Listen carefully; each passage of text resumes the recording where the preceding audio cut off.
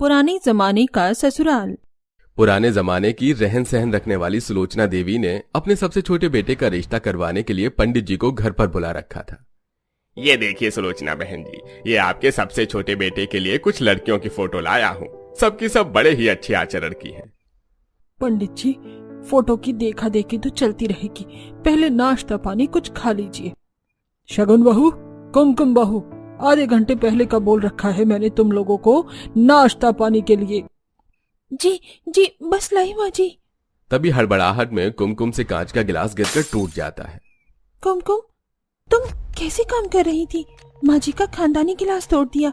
तुम्हें पता है ना, ये सासू माँ का सबसे अजीज गिलास था। अगर उन्होंने इसे टूटा हुआ देखा ना तो आज तुम्हारी खैर नहीं। जेठानी जी, मेरी कुछ भी गलती नहीं है, मैं तो केवल प्लेट में नाश्ता सजा रही थी। वैसे भी ये गिलास कितने पुराने जमाने का हो गया था।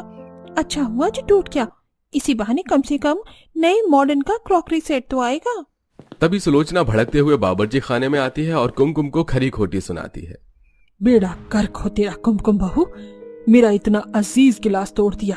पता भी है, किसी जुग जमाने से मैंने इसे सहेज कर रखा हुआ था। जब से तुम दोनों के हाथ में बावर्ची खाने की बागडोर सौंपी है ना कुछ तोड़ती रहती हो। अब मूरत की तरह क्यों खड़ी हो? चल कर पंडित जी को नाश्ता पानी परोसो। जी जी जी माँ जी। सुलोचना के डर से शगुन कुमकुम नाश्ता लाकर रखती हैं और पैर छू के प्रणाम करती हैं। तभी शगुन के सिर से पल्लू गिर जाता है, जिस पर सुलोचना टोकती है। शगुन बहू, तुमसे एक पल्लू भी नहीं संभाला जा रहा। पता नहीं तुम मेरे रहने के बाद किस कदर से इस परिवार के रीति रिवाज और परंपरा को निभाओगी। बिल्कुल खरी बात बोलूंगा सुलोचना बहन, लेकिन आज के जमाने में आपकी इन दोनों बहू के जैसे सर्वगुण संपन्न गुणवान बहू चिराग लेकर ढूंढने से भी नहीं मिलेंगी।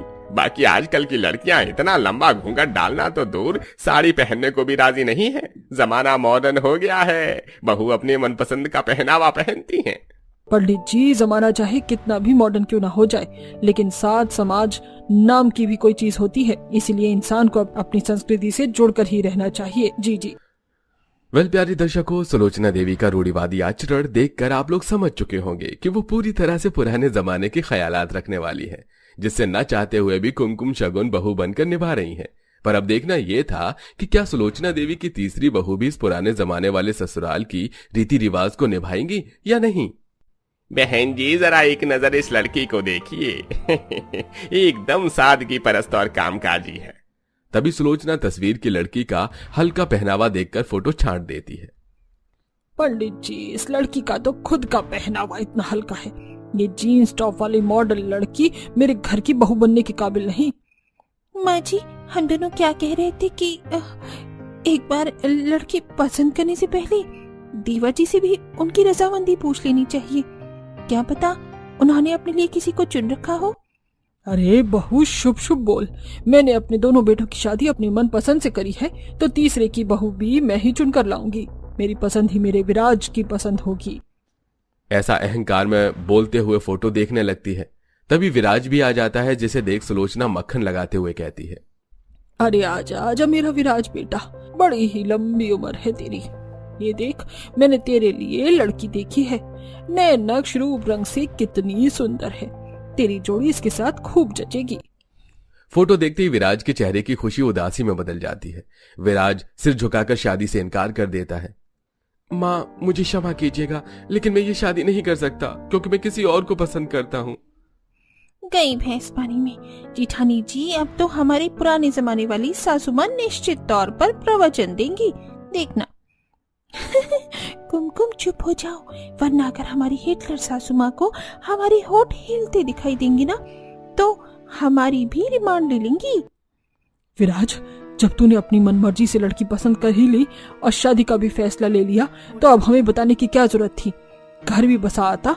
वैसे भी तुम जैसे मॉडर्न बच्चों के लिए माँ बाप की भूमिका ही क्या है अब। अजी देख रहे हो आप? देख रहा हूँ सुलोचना, एक हमारा पुराना जमाना था जहाँ शादी विवाह के फैसले माँ बाप लेते थे और लड़के लड़की शादी के दिन ही एक दूसरे का मुंह मंडप में देखते थे। और आजकल के बच्चे तो अपनी मनमर्जी के मालिक हैं। प्रेम प्रसंग करके कचहरी में पड़ी तारीख की तरह बस बताने के लिए आ जाते हैं।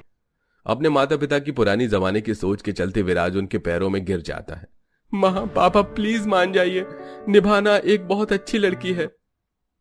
वो दोनों भाभीियों की तरह हमारे घर को जोड़ कर रखेगी। उसे अच्छा खाना पकाना भी आता है। माँ बाबूजी, हमारी शादी जहां भी की हमने खुशी खुशी से झुकाकर कर ली। अगर विराज को किसी को पसंद करता है तो इसमें हर्ज क्या है? लव मैरिज आम बात हो गई है। और वैसे भी माँ, जिंदगी मुझे गुजारनी है तो जीवन साथी चुनने का अधिकार भी मेरा होना चाहिए। अच्छा ठीक है, कर देंगे तेरे मनपसंद की लड़की से शादी। चलो शुक्र है माँ जी पापा जी ऊपरी मन से ही देवर जी की लव मैरिज करवाने के लिए मान तो गई। इसी पुराने जमाने वाले ससुराल की एक प्रथा तो टूट ही गई। बड़े ही धूमधाम से विधि विधान के साथ सुलोचना निभा से शादी करवाती है। सभी पड़ोसी ने दुल्हन के जोड़े को देखकर उसकी जेठानियों के राजस्थानी पुश्तैनी पहनावे की प्रशंसा करती हैं। देख लो शारदा बहन, दुल्हन से ज्यादा तो उसकी होने वाली जेठानियां जच रही हैं। सचमुच कमला बहन, मेरी तो आंखें कब से दोनों के पहनावे पर जमी हुई हैं। और हो भी क्यों ना, आखिरकार सुलोचना की जो बहुएं हैं उनके परिवार में तो पुराने जमाने का ठाट बाट अभी तक सीमित है। जेठानी तो जेठानी, सास ने भी बुढ़ापे की उम्र में नथिया, झुमके, मांग टीका, लहंगा चोली पहना हुआ है। वही तो इन तीनों सास बहू के आगे तो दुल्हन फीकी पड़ गई। बड़ा सादा और सिंपल जोड़ा पहना है। पड़ोसन कमला शारदा को अपने परिवार के प्रति ऐसी टिप्पणी करते देखकर सुलोचना को अपमानजनक महसूस होता है। कुछ ही देर में निभा विदाई होकर ससुराल आ जाती है, जो कि पुराने जमाने की हवेली थी। निभा बहू, इस कलश को सीधे पैर से गिराकर गृह प्रवेश करो। जी मम्मी। ओम जी, मेरा ससुराल बाहर से देखने में बिल्कुल किसी रॉयल पैलेस की तरह लग रहा है। तब तो नौकर चाकर भी कितने सारे होंगे। कोई नाश्ता वगैरह करवाइए, कोई चाय लेकर आएगा तो मेरे तो मन में अभी से ही लड्डू फूट रहे हैं। अपनी पुश्तैनी हवेली वाले ससुराल की ठाट बाट देखकर निभा अपने मन में ख्याली पुलाव पका रही होती है। मामी जी, अगर रस्में खत्म हो गई हो तो मैं और विराज बेडरूम में जाएं? नई नवेली बहू को पति का नाम लेते देखकर ससुर शक्ति बरतते हुए बोलते हैं। नई बहू, तुम्हारे नैयर वालों ने तुम्हें संस्कार नहीं सिखाए क्या कि एक पत्नी को पति का नाम नहीं लेना चाहिए? हमारे परिवार की कोई भी औरत अपने पति का नाम नहीं लेती है। आइंदा से ध्यान रखना। जी पापा जी, सॉरी। पापा जी, आप चिंता मत कीजिए, हम निभा को सारी रिवायत समझा देंगे। अगर आपकी इजाजत हो तो हम देवरानी जी को उसका कमरा दिखा दें। हाँ, ले जाओ। दोनों जेठानियां बीच में आकर बचाव करते हुए निभा को बेडरूम में लेकर आती हैं। देवरानी जी, तुम ठीक हो? मैं ठीक हूँ, पर जेठानी जी, मुझे एक बात समझ में नहीं आई। पति का नाम लेने में प्रॉब्लम क्या है? ससुर जी बिना मतलब के बाल की खाल क्यों निकाल रहे थे? देवरानी जी, इस पुश्तैनी ससुराल की दीवारें देखने में जितनी ऊंची और नक्काशी वाली है ना, उतने ही ज्यादा इस घर के अंदर पुराने जमाने के कायदे कानून चलते हैं। तो जरा संभल कर रहना। ठीक है। अच्छा, हम दोनों चलते हैं। नई बहू को कमरे में छोड़कर दोनों जेठानियां चली जाती हैं। अगले दिन करके सुबह के 4-5 बजे ही सास दरवाजा खटखटाती है। नई दुल्हन, अरे ओ नई दुल्हन, चलो जल्दी से उठ जाओ। ओह गॉड, इतनी अर्ली मॉर्निंग कौन डोर नॉक कर रहा है? विराज, विराज, जाकर देखो ना कौन है। अरे नई बहू, उठी कि नहीं तुम? ये तो मेरी खड़ूस सास की आवाज है। कितनी अच्छी खासी नींद आई थी, पता नहीं कहां से कबाब में हड्डी बनने आ गई। निभा जोड़ा संभालते हुए दरवाजा खोलती है। गुड मॉर्निंग मम्मी जी। बहू, अपनी अंग्रेजी मेरे आगे मत झाड़। फटाफट से नहा धोकर सूरज की किरण फूटने से पहले नीचे आ जा। जी मम्मी जी। गुस्से में आग बबूला होकर बहू बाथरूम में जाकर झपकी मारते हुए नहाने लगती है। भैंस की आंख, ये सासू माँ तो मुझे बाबा आदम की पीढ़ी से बिछड़ी हुई लगती है। सुबह के 5 बजे उठाकर नहला डाला, शैम्पू हो गया, फटाफट शॉवर ले लेती हूँ, रेडी भी होना है। कुछ देर में नहाकर नीतू बाथरूम से बाहर निकलती है और सूटकेस में से एक हल्की साड़ी पहन लेती है। Much better. कल से ये मखमली ब्राइडल लहंगा पहनकर मेरा तो दम ही निकल गया था। आज इस शिफॉन की साड़ी में कितना हल्का फील हो रहा है। कुछ ही देर में निभा किचन में प्रवेश करती है, जहां दोनों जेठानी भारी साड़ी पहने हुए सिर पर पल्ला किए हुए काम कर रही थी। गुड मॉर्निंग जेठानी जी, कैसा लग रहा है मेरा लुक? देवरानी जी, तुमने क्या पहना हुआ है? अगर सासू माँ तुम्हें इतनी हल्की साड़ी में देख लेना तो राई का पहाड़ बना देंगी। और खास करके ये स्लीवलेस वाला ब्लाउज तो माँ जी को बिल्कुल भी पसंद नहीं है, जाकर बदल लो। तभी हाथों में आरती की थाली लिए आरती दिखाते हुए सुलोचना रसोई में आती है। ओम जय जगदीश हरे, स्वामी जय जगदीश हरे, भक्त जनों के संकट क्षण में दूर करे, ओम जय जगदीश हरे। तभी निभा को किचन के अंदर हील्स पहने देखकर सुलोचना हड़कंप मचाने लगती है। राम राम राम राम, छोटी बहू, तुम्हारी हिम्मत कैसे हुई रसोई घर के अंदर ये चप्पल पहनकर आने की? मेरी रसोई में चप्पल पहनकर आना वर्जित है। और ये क्या, तुमने इतनी हल्की जॉर्जेट की साड़ी क्यों पहनी है? कानों में भी इतने हल्के टॉप्स पहन रखे हैं। तुम्हारे बाकी गहने कहाँ हैं जो हमने तुम्हें चढ़ाए थे? माँ जी, वो पुश्तैनी झुमके गहने बहुत भारी थे, मुझे उतना हैवी ज्वेलरी पहनने की आदत नहीं है। बहु आदत नहीं है तो अब से आदत डालो। अरे नहीं नहीं, शादी हुई है तुम्हारी, थोड़ा साज सज्जा में रहो। और ये क्या हल्का सा सिंदूर लगा रखा है? पूरा मांग भरो। औरत का सिंदूर जितना लंबा होता है, पति की उम्र उतनी लंबी होती है। अपनी सास को पुराने जमाने की परंपराएं थोपने पर बेचारी बहू गुस्से में बेडरूम में आ जाती है। तभी जेठानी शगुन उसे खानदानी लहंगा, चोली, भारी दुपट्टा और काफी सारी ज्वेलरी लाकर देती है। निभा, ये जोड़ा ज्वेलरी पहनकर अच्छी तरह से 16 श्रृंगार करके नीचे आना। शगुन भाभी, ये तो सरासर नाइंसाफी है। शादी क्या हो गई, अपनी मर्जी के कपड़े भी नहीं पहन सकते? आप दोनों का दम नहीं घुटता? देवरानी जी, बस ऐसा समझ लो, इस पुराने जमाने के ससुराल में हम तो खून की तरह पीस रही हैं। इनका बस चले तो अपनी मर्जी से हम बेचारी बहू को सांस भी न लेने दें। तब शगुन कुमकुम निभा को रसोई घर की पुरानी रिवायत बताती है, जिसमें रोजाना की दिनचर्या के अनुसार चूल्हा पूजन करके सबसे पहले कुछ मीठा व्यंजन पकता था। इसी तरह निभा को ससुराल में 2-3 हफ्ते हो जाते हैं और एक रात। जेठानी जी, मुझे बहुत तेज की भूख लगी है, पता नहीं ये लोग कितना लेट आएंगे। चलिए हम लोग डिनर कर लेते हैं। देवरानी जी, हमारे ससुराल का रिवाज है कि पत्नी पति के छोटी थाली में ही खाना खाती है। What nonsense! पता नहीं कैसे पुराने जमाने के घिसे पीटे रिवाज बना रखे हैं। मैं तो खाना खाने जा रही हूँ। निभा प्लेट में खाना डालकर खाने लगती है। तभी ससुर समेत तीनों बहू के पति घर आ जाते हैं, जहां डाइनिंग टेबल पर निभा को बैठकर खाते देखकर ससुर भड़क जाते हैं। सुलोचना, सुलोचना, अरे कहाँ हो भाग्यवान? अजी, आ गए आप सब लोग। खाना लगाऊं? खाना तो तुम्हारी लाडली बहू ने घर के मर्दों के खाने से पहले ही झूठा कर दिया। छोटी बहू, मैंने तुम्हें समझाया था ना कि हमारे घर में पुरुष के खाने के बाद ही हम खाते हैं, फिर भी तुमसे संतोष नहीं रखा गया।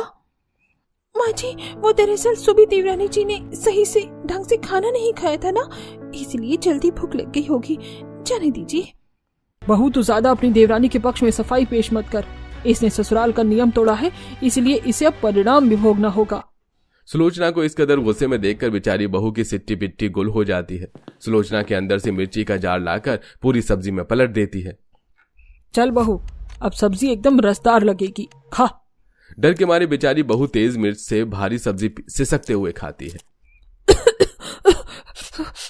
पानी, पानी। खबरदार जो किसी ने पानी दिया तो। माँ जी, पानी देने दीजिए ना, देवरानी जी की हालत खराब हो रही है। बहू, गलती की सजा मिलने पर ही स्वभाव में सुधार आता है। माँ, निभा को ज्यादा मिर्ची वाले खाने से एलर्जी है। निभा, तुम्हें और खाना खाने की कोई जरूरत नहीं है, पानी पियो। विराज उसे पानी पिलाता है। ऐसी समय गुजरता है। तीनों बहुएं खानदानी रईस पुश्तैनी ससुराल की बहू होकर भी 24 घंटे घूंघट में घुटती हैं। पता नहीं क्या देखकर हमारे माता पिता ने इस पुश्तैनी ससुराल में शादी कर दी। एक पल की चैन खुशी नहीं है, ना अपनी मनपसंद का खान पान खाने की इजाजत है, ना पहनने की। कहते हुए बेचारी बहू शगुन के दिल में बसा दर्द आंसू बनकर बह जाता है। जेठानी जी, अगर हम ऐसे ही सासू माँ और ससुर जी के बनाए नियम कायदे कानून को निभाते रहेंगे तो ये हमारे ससुराल से पुराने जमाने के रीति रिवाज कभी नहीं टूटने वाले। पर देवरानी जी, हम आखिरकार कर भी क्या सकते हैं? हमारे पास कोई चारा भी नहीं है उनके हिसाब से चलने के अलावा। जेठानी जी, वो जमाना गया जब सीधी उंगली से घी नहीं निकलता था, तो उंगली टेढ़ी करनी पड़ती थी। ये 2025 का जमाना है। अगर घी सीधी उंगली से ना निकले ना, तो घी को फ्राई पैन में डालकर पिघला देना चाहिए। देवरानी जी, तुम्हारी टेढ़ी मेढ़ी बातें पल्ले पड़ना और गधे से घी चराना एक बराबर है। जेठानी जी, दीवारों के भी कान होती हैं, इसलिए आप दोनों कान लाइए। तब निभा शगुन और कुमकुम के कान में कुछ फुसफुसाती है। अरे वाह देवरानी जी, तुम्हारे दिमाग की तो दांत देनी पड़ेगी। बस आगे आगे देखिए जेठानी जी, होता है क्या। अगले दिन तीसरी बहू तड़के सुबह सुबह जॉगिंग वाले कपड़े पहनकर बाहर से वॉक करके आती है। हुस्न तेरा तौबा तौबा तौबा तौबा, हुस्न तेरा तौबा तौबा तौबा तौबा। मदमस्त मिजाज में निभा गाते हुए अंदर आती है और सास से टकरा जाती है। उप्स, सॉरी सॉरी सासू माँ, मैंने जानबूझकर नहीं किया।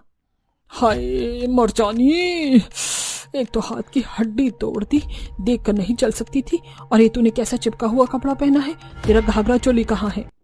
रिलैक्स मामी जी, ये मेरी जिम ड्रेस है। वो दरअसल ससुराल में डेली डेली घी बटर वाला खाना खाकर मुझे काफी फैटी फील हो रहा था, इसीलिए मैंने आज से जिम ज्वाइन कर लिया ताकि मेरा फिगर खराब ना हो। हाय हाय, कोई जरूरत नहीं है जिम शिम जाने की। घर की बहू की जिम्मेदारी बस ससुराल को सहेज कर रखना और सब लोगों को अच्छा अच्छा खाना बनाकर खिलाना होता है, समझी? जी मामी जी, मैं आज आपको अपने हाथों का बढ़िया सा नाश्ता कुक करके खिलाऊंगी। Okay, love you. तौबा तौबा, या छोटी बहू का लक्षण एकदम से इतना कैसे बदल गया? देखो जरा कैसे ओढ़ने वाला चुम्मा दे के गई है।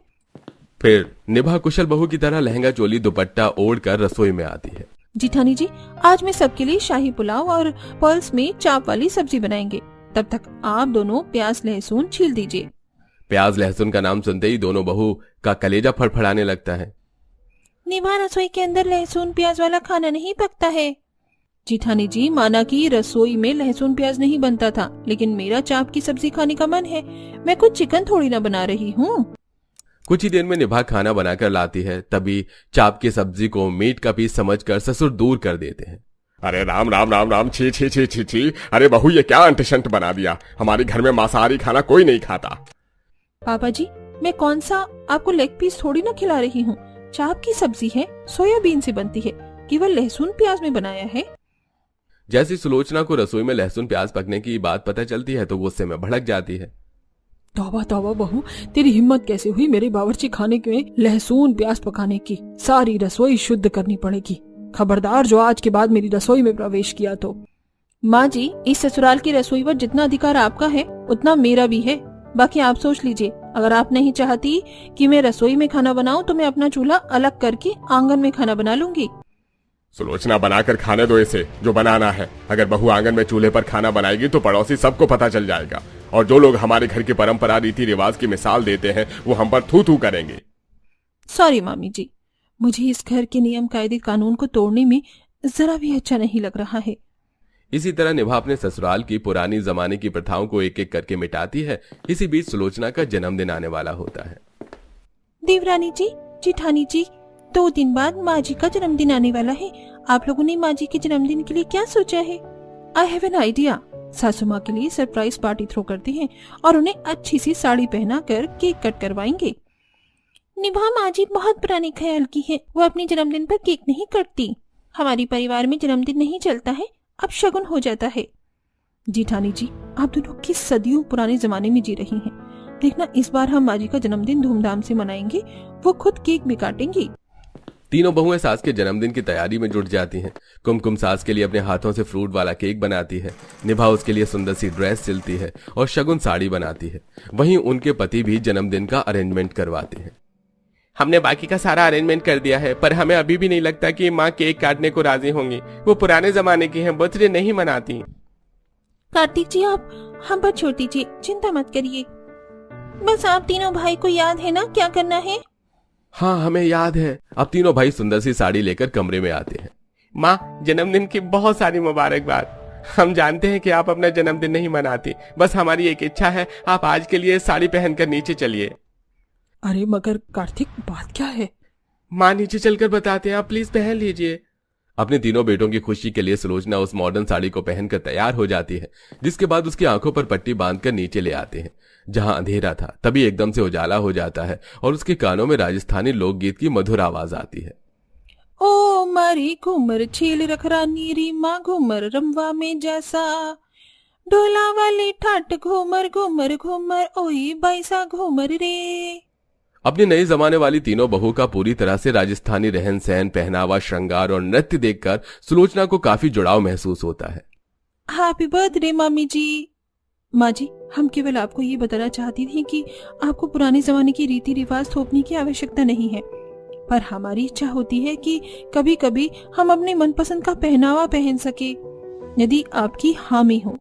जा सिमरन जा, जी ले अपनी जिंदगी। अपनी पुरानी सोच विचार वाली सास को डायलॉग मारते देखकर बहुएं बहुत खुश होती हैं और अंत में सास से केक कटवाती हैं, जिसके बाद बहुएं अपने पसंद का पहनावा पहनती हैं।